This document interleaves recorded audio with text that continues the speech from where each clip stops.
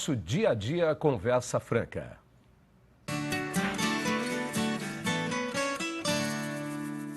Onde eu recebo o professor da FEAGRE Unicamp, Gustavo Mokaitis, para a gente falar um pouquinho das pesquisas da FEAGRE nesse ano. Vocês já viram o professor na hora que a gente voltou do intervalo, mas eu fiz questão de apresentá-lo agora pessoalmente com a imagem, né, da câmera 1, a nossa aqui, exatamente. Certo. Gustavo, boa tarde, obrigado pela presença aqui. Boa tarde. Eu é que agradeço a oportunidade de estar conversando sobre o nosso trabalho fora dos círculos acadêmicos, né? Que é uma dificuldade para, às vezes, a gente sair fora e conseguir alguma interface com quem a gente deve realmente lidar, né? Com o público. O público em geral. Isso, Porque isso no mesmo. mundo acadêmico você está lidando com os seus alunos, né? E a coisa fica meio uma conversa de amigos, né? Agora, falar para as outras pessoas é importante para divulgar o que acontece, né? Acho que vale falar um pouquinho da história da FEAGRE, porque a Unicamp é uma universidade excepcional, uma das melhores do Brasil, também entre as melhores do mundo, ali em Campinas, tem muitos cursos e se especializou muito nessa área de nutrição. Acho que os primeiros engenheiros de alimentos saíram da Unicamp, né? Eu me lembro da Cristina Expressão, que é a nossa amiga lá de Marília, e que é acho que é uma das primeiras turmas, e era uma novidade naquela época ser engenheiro de alimentos. Como é que surgiu a FEAGRE e essa aptidão pela parte de produção de alimentos e produção de produtos de base para os alimentos na Unicamp? Na verdade, a FEAGRE ela nasceu dentro da Faculdade de Engenharia de Alimentos, né? Era um departamento da Faculdade de Engenharia de Alimentos da Unicamp. Que fazia parte da Unicamp. Isso. E nesse pedacinho de história que eu contei aqui da minha amiga Cristina, lá de Marília. Isso. Era um departamento. E a engenharia de alimentos, ela tem umas características que são muito próprias dela mesma, né? Uma engenharia de processos, né? O processamento do alimento, tem a parte nutricional também. E aí foi ficando cada vez mais evidente na época, lá, se não me engano, faz uns 30 anos atrás isso, a necessidade de se ter uma unidade dentro da Unicamp separada da engenharia de alimentos, ou seja, com uma identidade própria, para tratar mais diretamente dos problemas relacionados à agricultura, à produção agrícola que antecede, né, precede Sim. a produção de alimentos. A base, é o que fornece a matéria-prima para a engenharia de alimentos. Isso mesmo. Bom, e aí, que cuidados foram pensados? Porque a agricultura nossa mudou muito, cresceu muito nos últimos 30 anos, evoluiu muito, e o trabalho de vocês caminhou praticamente junto com isso. O que exatamente o engenheiro agrícola, qual é o papel exato do engenheiro agrícola nesse processo todo? Então, o engenheiro agrícola, ao contrário das outras engenharias clássicas, né, como a engenharia mecânica, a engenharia civil, o engenheiro agrícola, ele é um profissional, eu costumo dizer que ele é um canivete suíço, né? Assim, Aquele que tem várias lâminas de corte? Exatamente. Nós temos 4 grandes áreas na nossa faculdade, né, na nossa unidade, né? Nós tratamos de água e solo, temos máquinas agrícolas, temos construções rurais e ambientes, e também temos a parte de processamento pós-colheita, né? Então, o aluno ele sai do curso preparado para atuar nessas áreas, né? Então, é mais ou menos como na área de comunicações. Ele entra, ele tem uma base geral, depois ele vai fazer a sua especialização. Exatamente. Nós estamos passando por um momento de reestruturação do curso de graduação nesse momento, e isso vai ficar mais evidente ainda na nova reestruturação.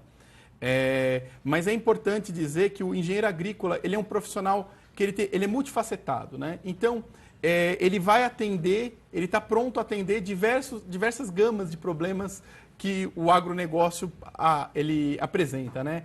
Pela própria complexidade do agronegócio, né? Então, você tem lá, desde a parte da produção até a parte do processamento pós-colheita, as questões relacionadas ao meio ambiente, ao solo, à água, a questão do maquinário agrícola, que tem toda uma abordagem especial que nenhum outro curso tem. Tudo isso o aluno vai ter ferramentas para conseguir atuar nessas áreas. E aí ele está diretamente envolvido e ligado ao processo de modernização da nossa agricultura e adequação ao que nós temos hoje. Porque, por exemplo, muita gente não sabe, quem é da área sabe, quem é do campo sabe, mas o modelo de agricultura que nós tínhamos foi um modelo importado da Europa. Aquela aração, remover a terra, remexer, aquilo não funciona no nosso solo, que é um solo pobre, isso desgasta ainda mais. Hoje o conceito é completamente diferente, né?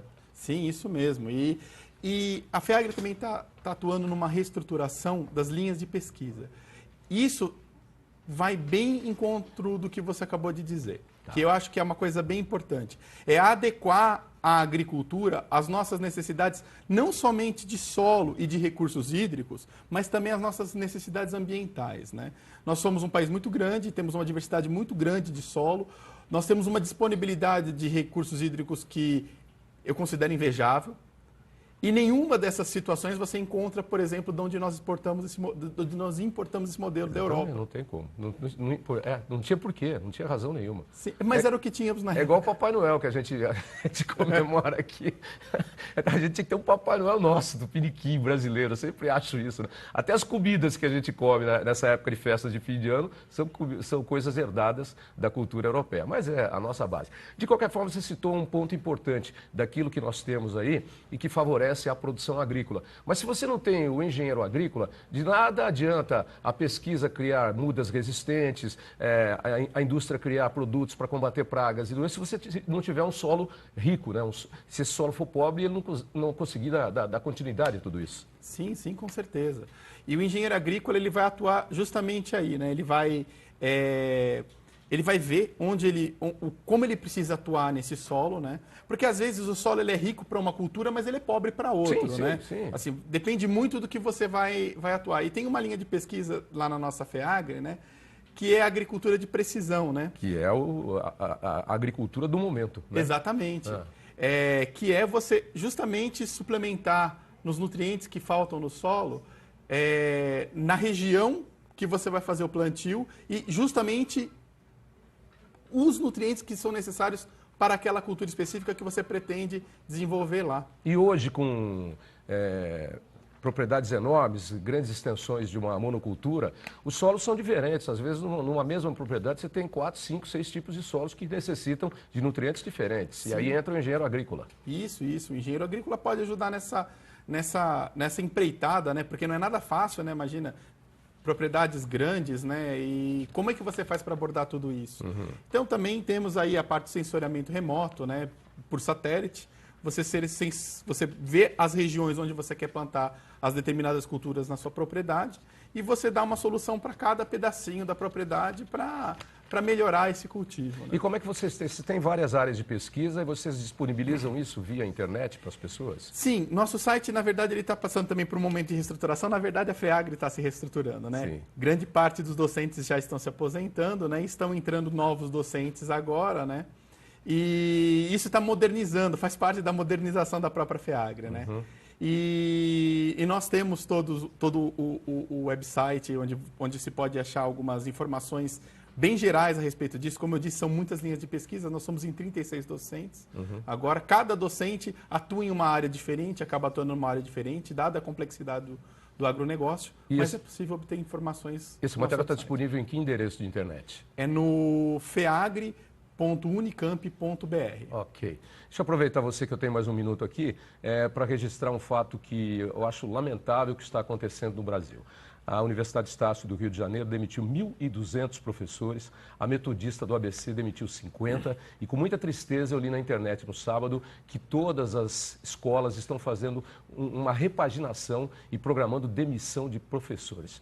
Eu acho, você que é um professor, eu acho isso lamentável, num país que precisa muito de educação, a educação ainda não é a prioridade. E a gente vê nações que saíram de guerras, como a Coreia do Sul, por exemplo, países completamente devastados, hoje são potências mundiais porque investiram em educação. Lamentável isso, você como professor, enxergar um quadro desse. Eu fico muito triste com isso. Com certeza. É muito triste, realmente. Agradeço muito a solidariedade, porque é o que nos falta, né? Eu acho que uma maneira de melhorar isso essa oportunidade que está sendo nos dada agora de falar um pouco mais do nosso trabalho, que às vezes parece tão distante do que o pessoal aplica, né, do que o lavrador aplica o proprietário aplica na propriedade dele. Uhum. E, na verdade, não é. Nós estamos abertos, né? Nós precisamos dos problemas do campo para podermos resolver na universidade. E gerar tecnologias novas. Né? Isso. E formar pessoas, Exatamente. Que é a nossa principal função na sociedade. Um país com gente formada, com formação, é um país que vai se desenvolver. Com certeza. Eu lamento isso que está acontecendo na educação, esse quadro triste. E lamento também a falta de respeito desrespeito que alunos têm hoje em escolas públicas ou particulares com o professor. Às vezes agredindo o professor, xingando o professor. Eu acho isso um absurdo. A minha mãe, Dona Ruth, que tem 90 anos, que está lá em Marília e me assiste nesse momento, forte, foi professora a vida inteira, formou gerações e gerações e todos são gratos a ela até hoje por tudo que ela ensinou. Portanto, gente, vamos respeitar a escola, vamos respeitar o professor e vamos adequar e investir em educação, porque é assim que se cresce. Faz um país grande, né, professor Gustavo? Com certeza, com certeza. Muito obrigado pela... Eu que agradeço. Bom Natal, bom Ano Novo. Para você também. Pra Muito obrigado novamente Eu já pela... tô dando bom Natal e bom Ano Novo para todo mundo, que acho que todo mundo não volta aqui antes de 2018, que está chegando essa semana, né? Ah, tá certo.